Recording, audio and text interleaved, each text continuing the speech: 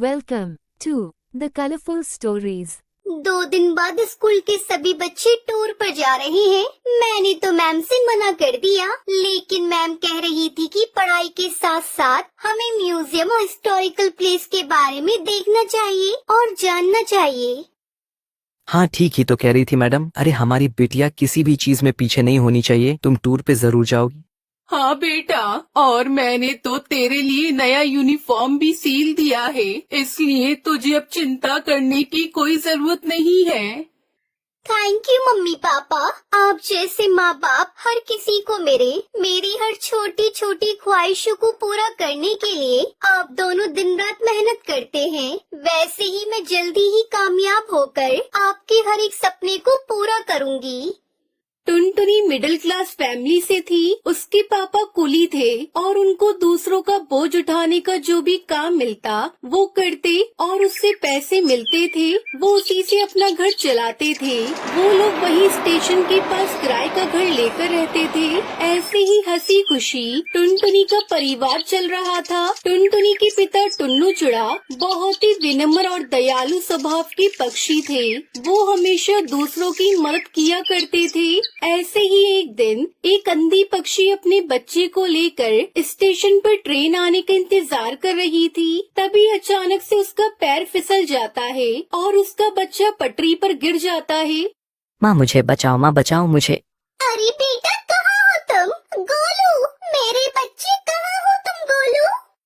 वो अंधी माँ बेबस होकर इधर उधर अपने बच्चे को तलाश रही थी। गोलू ट्रेन की पटरी पर रो रहा था और तभी उधर से तेज रफ्तार से हॉर्न देते हुए ट्रेन आ रही थी। तभी टुन्नू चुड़ा की नजर उस रोती हुई माँ और बच्चे पर जाती है। वो तुरंत ही सामान वहीं रखकर तेज रफ्तार से दौड़ते हुए पटरी पर जाता है और बच्चे को उठाकर स्टेशन पर रख देता है। तभी ट्रेन आ जाती है और टुन्नू चुड़ा अपने साहस भरे जज्बे के साथ उस बच्चे को तो बचा लेता है, लेकिन वो खुद को नहीं बचा पाता और उसकी वहीं मौत हो जाती है। ये खबर जब उसके घर वालों को पता चलती है तो उनके ऊपर मानो जैसे दुखों का पहाड़ टूट पड़ता है। वो लोग फूट फूट कर रोने लगते हैं।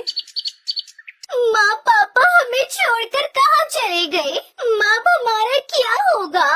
माँ कौन मेरी हर इच्छा को पूरी करेगा? अब मुझे कौन पढ़ा लिखा कर अफसर बनाएगा?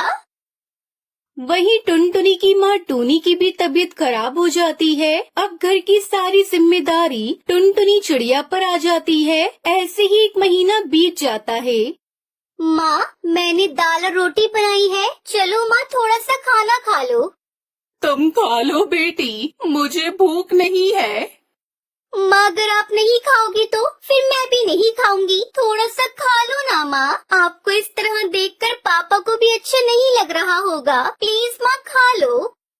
उसके बाद टूनी चिड़िया थोड़ा खाना खाती है। इसी तरह समय बीत रहा था। इस बीच टुनटुनी का 10वीं का रिजल्ट आता है और वो अपने पूरे स्कूल में टॉप करती है। माँ आप तो खुश हो ना? काश आज पापा होते तो वो कितना खुश होते। पर देखना माँ, मैं जल्दी ही आगे की पढ़ाई पूरी करके अपने पापा का नाम रोशन करूँगी।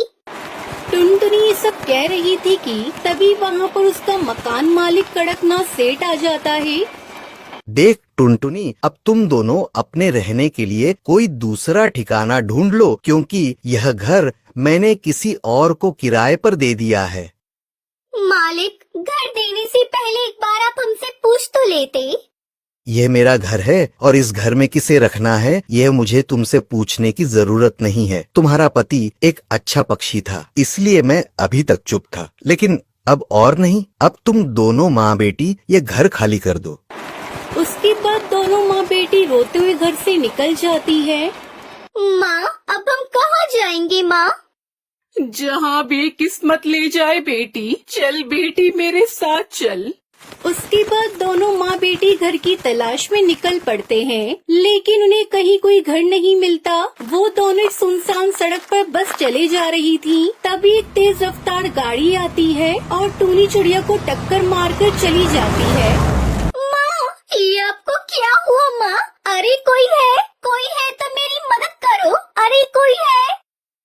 सुनसान सड़क पर उसकी मदद करने वाला कोई नहीं था। तभी उसे वहाँ एक बस दिखाई देती है और टुनटुनी चिड़िया जैसे तैसे करके अपनी माँ को बस में बिठाकर उसे चलाते हुए हॉस्पिटल ले जाती है।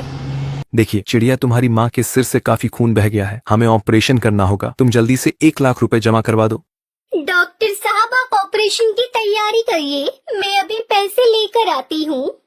टुनटुनी उसी बस में बैठकर रो रही थी।